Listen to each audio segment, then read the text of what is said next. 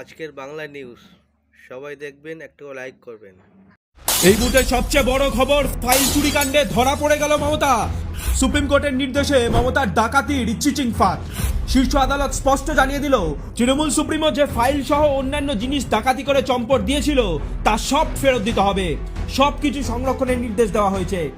পাশাপাশি সমস্ত CCTV footage সংরক্ষণের নির্দেশ দিয়েছে শীর্ষ আদালত। অর্থাৎ সারাদিন ছুটে দৌড়ে যা লোপাটের চেষ্টা করেছিল তা সব জলে। কি ছিল ওই ফাইলে, কি আছে ওই ল্যাপটপ বা ফোনে, অবশ্য কোনো ডেটা ডিলিট করা হয়েছে কিনা তা অবশ্য তদন্তে স্পষ্ট হবে। পাশাপাশি ইডির বিরুদ্ধে করা এফআইআরে অন্তর্বর্তী স্থগিতাদেশ দিল সুপ্রিম কোর্ট। কেন্দ্রীয় সংস্থার তদন্তে রাজ্য সরকার হস্তক্ষেপ করতে পারে কি, প্রশ্ন তুলেছেন স্বয়ং বিচারপতি। অর্থাৎ মমতার নোংরামি এদিন বন্ধ করে দিল আদালত। ফিরিবার পথ নাহি, খেলা শেষ মাননীয়া, চুরি করে আর কোনো লাভ নেই।